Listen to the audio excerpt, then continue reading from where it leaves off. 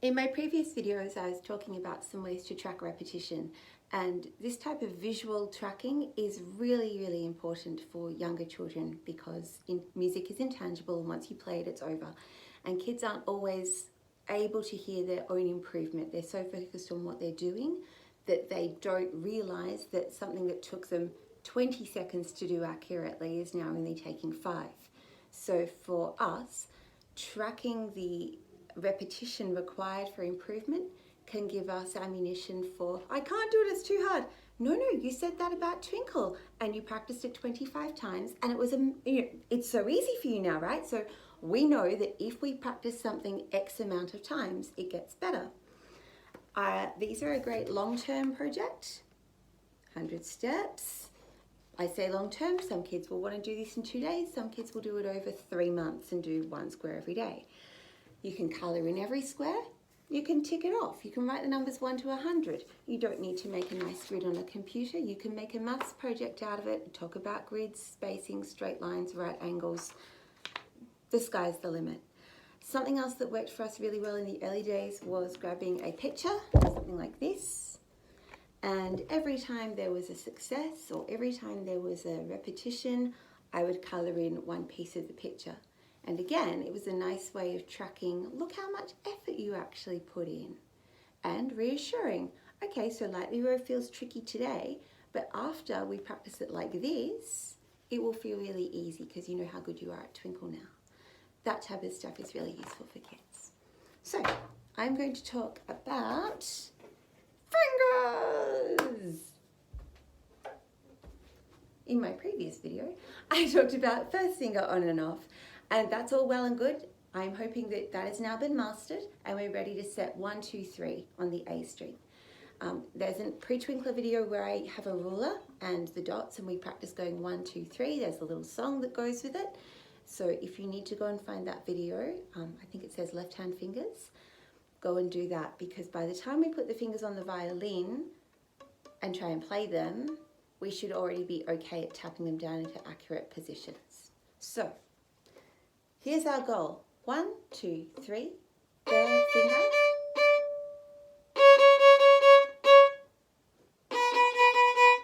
Lift. And I just say this. 1, 2, 3, go. Taka, taka, boom, boom. Husha, husha. Taka, taka, boom, boom. Husha, bye. Baby sleeping. Husha-bye. They're just words. It's just to get into the habit of stopping and having a moment of silence and preparation for each finger. So let's go again. 1, 2, 3, play. Taka, taka, boom, boom. Baby sleeping. Taka, taka, boom, boom. Husha-bye. Taka, taka, boom, boom. Baby sleeping. Taka, taka, boom, boom. Husha-bye. We're developing the habit of control in the right hand and of action in the left hand. I'll turn around so you can see my fingertips. 1, 2, 3. You'll see that I'm looking at my fingernails. Sometimes I stick little adhesive mirrors on them or paint them colours or draw smiley faces on them. You can do any or all of these things. My thumb is still nice and easy to tap. Once kids have these 3 fingers on, they may not be able yet to tap their thumb and retain sufficient tension in their fingers. They may need you to come and check that their thumb is loose and that it can be pried off the violin quite easily. So please don't expect your child to 1, 2, 3. Oh yeah, I can tap, everything's fine. They may need some assistance. 1, 2, 3, play. Taka, taka, boom, boom. Baby sleeping. Taka, taka, boom, boom. Husha-bye. Baby sleeping. Husha-bye. And again, we're just developing the habit of stopping and controlling. When we're feeling confident, 1, 2, 3, play. Stop, lift. Stop, lift. Stop, lift. And we want always the bow to stay quick action. We don't want... So quick bow always. 1, 2, 3, ready, play. Stop, lift. Stop, lift. Stop, lift. Very good. Then you can move on to your next rhythm. Dr. Suzuki is something that most people find a little challenging because of the rests. So stop and prepare. 1, 2, 3, play. Dr. Suzuki says never be lazy. Yeah, we're holding the finger on for the rest and then quickly lifting it. This is where the habit of quick action comes in super handy. I'm going to turn around so you can see my fingernails.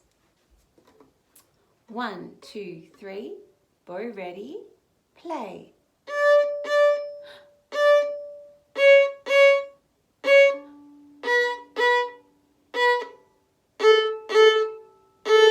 Yes, I don't use a lot of words when I'm teaching this. I tend to just get in there with my fingers and help the fingers lift at the right time. The most common error is trying to play. Okay, so you may find that your child needs a little bit of a combination of stay and lift, where you hold their finger on. 1, 2, 3. Dr. Suzuki says never be lazy. And don't be afraid to get silly about it. The sillier you get, the funnier it is, the more everyone laughs, and the faster we learn it. The more laughter you can incorporate into your practice, the faster things will be learned and retained. So don't be scared. You don't have 900 people watching you. All you have is you, your child, some siblings, and maybe a partner or a grandparent. Be silly. They don't care. Okay. Run, pony. Exactly the same idea, right? We set the fingers on. 1, 2, 3. Ready, play. Stop, peel off. Stop, peel off. Stop, peel off. That was really easy. Once you feel like this is starting to click and the process isn't laborious, see if you can get a repeat in there so it sounds like this. Prepare, 1, 2, 3, ready, play. Take it off. Take it off. Take it off. 1, 2, 3. Take it off. Take it off. Take it off. Just another level of, okay, we're comfortable with the first thing. Let's see if we can manage something longer. If you can't, that's fine. Back off straight away. Just go back to the 1, 2, 3. Get all the way to A. Mark off a repetition. Put them back on the other side. Colour in a bit of the drawing. Put a peg on your nose. Whatever you're doing to mark those repetitions. Elephant, and kookaburra, the last two variations. Sometimes stopping the bow here is a little more challenging because we get used to hearing them very quickly and continuously.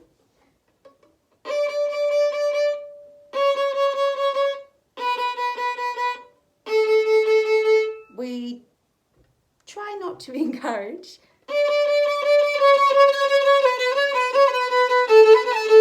For obvious reasons. So again, elephant, stop, lift, elephant, stop, lift, elephant, stop, lift, elephant, stop, ta-da! Okay, be silly, jump up and down, throw a party, do whatever you want, victory claps, victory laps. Kookaburra, same challenge.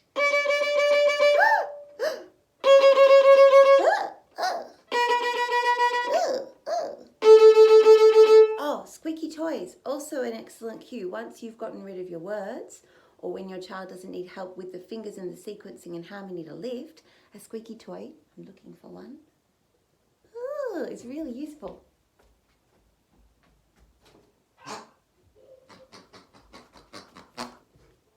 I often feature a squeaky toy in lessons because you can go tucka, tucka, tucka, tucka, tucka, tucka, tucka, tucka, tucka, tucka, tucka, tucka.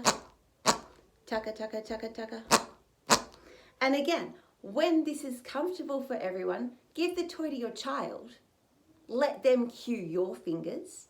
Even start off with that. Let them cue your fingers. Let them get the hang of it.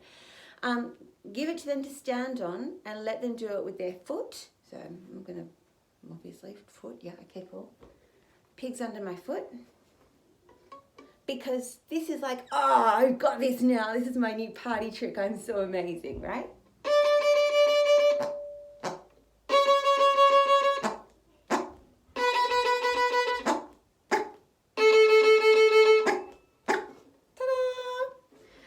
Squeaky toys, worth their weight in gold.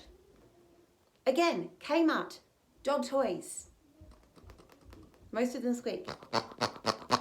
Have fun with that, see what you can find. Twinkle. Now, when we do this with Twinkle, it's really clever if you can, you may not be able to, it's really clever to start with an up bow, because when we played in the actual piece, up and up and up. And you'd be amazed what a difference it makes if you've practiced it 100 times going down bow first. Then when kids actually go to play, they try and go down first, because that's what feels right in their muscles. So if you can, put their bow on, sticker on the bow, completely fine, starting point, nothing wrong with that at all. Ready, go, 1, 2, 3, lift, lift, lift, and try and practice that single A in there. So we're practicing a chunk of the song rather than random notes.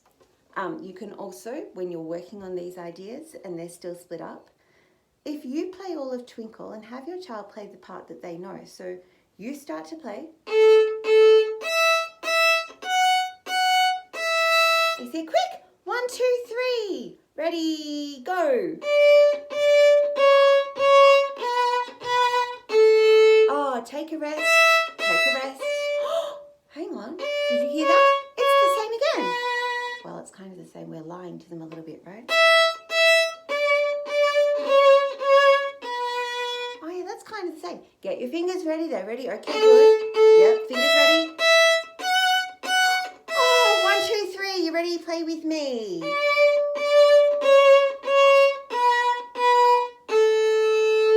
Of course, some kids may find the hopping in and hopping out just too hard, and that's fine. A 6 or 7-year-old is going to do better with an abstract activity like that than a 3 or 4-year-old, who will do better with successive approximation and just being allowed to play along to the whole piece. So don't stress out. If one approach isn't working for your child, that's okay, because not every child is the same. They all have the capacity to learn, but they all learn in different ways, and they all latch onto different ideas with different levels of ease and comfort and confidence. So if something isn't working for your child, that's okay. Just say, this doesn't work for us, throw it out the window and go on with a different approach. And if something that I'm doing doesn't work for you, that's okay. Throw it out the window, go on with a different approach.